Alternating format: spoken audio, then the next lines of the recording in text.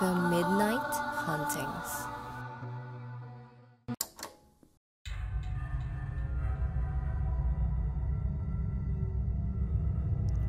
Magandang araw. Ako si Blue. Ang ating kwento ay ipinadala ng isa sa ating mga tagapakinig. Ito ay tungkol sa isang babaeng napadpad sa isang nakakatakot na isla. Matapos lumubog ang sinakyan nitong bangka kasama ang kanyang nobyo habang sila ay nagbabakasyon. Ako po si Mia. Hindi ko po totoong pangalan. Ang kwento ko ay isa sa mga hindi ko malilimutang pangyayari sa aking buhay. Ilang taon na ang nakalipas, ngunit nakatatak pa din sa aking isipan ang takot na naramdaman ko noong mga panahong iyon. Nangyari ito nang ako ay magbakasyon kasama ang aking nobyong si Brandon. Gwapo at matipuno si Brandon. Nagkausap lang kami sa chat hanggang sa magkita kami at niligawan niya ako. Galante siya at malambing, kaya agad ko naman siyang sinagot. Ilang buwan pa lang kami nang mag-aya siya na kami ay magbakasyon. Kinakabahan ako dahil unang beses naming magiging magkasama na kaming dalawa lang. Napansin ito ni Brandon at ako ay nakampante ng kanyang ipaliwanag na nakakailang punta na siya sa lugar na iyon at hindi daw niya ako pababayaan. Alam kasi niyang hindi pa ako nakakapagbiyahe ng malayo. Napakaganda ng bakasyunan na napuntahan namin. Halos nakalimutan ko ang takot ko at sobra kong na-enjoy ang pagsasama namin ni Brandon. Nilibot namin ang buong bakasyunan. Na-excite ako nang sabihin ni Brandon na kami daw ay mag-a-highland hopping. Habang nasa bangka kami, nakaramdam ako ng pagiging payapa habang kasama si Brandon. Kaya naman, sinabi ko sa kanya na sobrang saya ko na nakilala ko siya. Nagtaka ako kung bakit parang malungkot siya nang biglang umalog ang aming bangka. Mabilis itong lumubog at nagmadali kaming mga sakay nito na mapadpad sa isang islang natatanaw namin. Kumapit ako agad kay Brandon at sabay kaming lumungoy papunta sa Pampang. Puno ng takot ang nararamdaman ko na hindi ko na napansin na may iilan ng nalunod. Iilan na lamang kaming nakaabot sa isla at lahat kami ay gulat na gulat sa mga pangyayari. Umiiyak ang ilan dahil nalunod ang mga kasama nila at ang ilan naman ay tulala dahil sa hindi inaasahang pangyayari.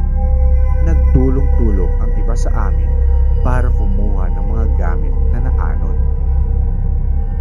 Tahimik ang isla at halos mga alon lang ang maririnig dito. Nakakapagtakang walang mga huni ng ibon kahit na masukal ang gubat dito. Di din namin maipaliwanag kung bakit malilim ang mga ulap dito, samantalang maaraw at mainit ang panahon bago lumubog ang aming bangka. Nag-umpisa akong lalong matakot at magpanik. Buti na lamang ay nilapitan ako ni Brandon at inalalayan. Humingi siya ng tawad. Nagtaka ako dahil hindi naman niya kasalanan ang paglubog ng aming bangka. Sabi niya, siya ang dahilan kung bakit nandito kami ngayon. Naputol kami sa pag-uusap nang marinig namin na nag-uusap ang iba na nakarinig sila ng pagputok sa motor ng bangka bago ito lumubog. Sabi ng iba, parang bomba ang tunog ng pagsabog. Naisip namin na imposibleng isa sa amin ang magpasabog ng bangka. Dumating na ang gabi. Naghahanap pa din ang iba ng mga gamit na naanod galing sa bangka.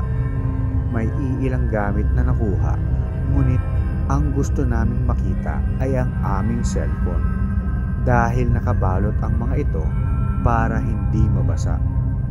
Bumalik si Brandon na malungkot at sinabing wala siyang nakuhang gamit namin. Naghanap muna ng makakain ang iilan sa amin habang nagpapainit kami sa ginawa naming bonfire.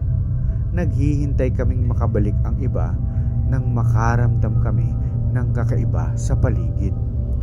May mga kaluskos kaming narinig at imbis na matuwa ay bigla kaming kinilabutan sa aming nakita. May mga matang nakasilip sa dilim na tila ba nanlilisik. Natakot kami at nagkumpul-kumpul habang tinatawag ang mga kasamahan namin. Nagsigawan kami nang may ibinato sa amin ang mga hugis na nasa anino. Bumagsak sa aming harapan ang mga ulo ng mga kasamahan naming naghanap ng pagkain. Nagtilian at sigawan kami sa takot at pandidiri. Nagtago ako sa likuran ni Brandon at niyakap niya ako. Napahinto kaming lahat nang lumabas ang mga hugis sa dilim. Ang mga hugis na lumabas ay may itim na balat at may matatalim na pangil. Napagtanto namin na mga aswang ang mga ito dahil duguan ang kanilang mga bibig na tila ba kinain nila ang mga katawan na binato nila sa amin. Napatakbo kaming lahat sa takot. Hinatak agad ako ni Brandon at kumaripas kami ng takbo papunta sa dagat. Naririnig naming nagsisigawan ang mga nasa likod namin at naghihiyawan naman ang mga aswang na humahabol sa amin. Sa kasamaang palad, nakita namin ang pagkadapa ng iba sa amin. Nilalamon ng mga aswang ang mga nahuli nito at pinagpiestahan nila ang kanilang mga katawan. Nakakahilakbot ang mga paglamon nila sa aming mga kasamahan. Kami na lang ni Brandon ang nakapagtago sa likod ng puno at may inabot siya sa aking cellphone. Nagtaka ako kung saan niya ito nakuha at sinabi niya sa akin na kailangan kong lumangoy para makalayo at kapag may signal na daw ay humingi agad ako ng tulong. Naisip kong ayokong magsakripisyo si Brandon para lang makatakas ako. Ngunit nagulat ako nang biglang umalulong si Brandon. At nagbagong anyo ito bilang aswang. Doon ko napagtanto kung bakit niya ako niyaya agad magbakasyon at naisip kong siya ang nagtanim ng bomba sa bangka. Umiiyak siyang humingi ng tawad at sinabing hindi niya kayang masaktan ako dahil mahal niya ako. Natuntun kami ng ibang aswang at binilungan ako ni Brandon bago ako tumakbo. Nakita kong kinalaban ni Brandon ang mga ito para makalayo muna ako. Habang ako naman ay nagmamadaling tumakbo papunta sa dagat at lumangoy. Umiiyak ako sa takot at sa pagtraitor sa akin ni Brandon. Ilang oras akong palutang-lutang sa laot at hinang-hinana.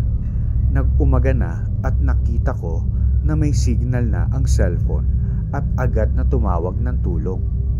Nang mailigtas ako, hindi naniwala sa akin ang mga pulis at sinabing nagde-deliryo lamang ako dahil sa trauma ng paglubog ng aming bangka. Hindi ko na halos matandaan pa ang mga nangyari nung ako ay pauwi na. Ang alam ko lang ay nabalita ang paglubog ng aming bangka. Ginagamit daw sa dynamite fishing ang sinakyan namin at isa sa mga granada ay sumabog dahilan ng paglubog nito. At wala daw silang nakitang isla na malapit sa pinaglubugan. Ngunit alam ko ang tunay na nangyari at hindi ko malilimutan ang aking mga nakita. Tandang-tanda ko ang mga karumal-dumal na nangyari sa islang iyon. Nakatatak sa akin ang ibinulong sa akin ni Brandon. Walang basta-bastang nakakalabas ng buhay sa Biringan Island.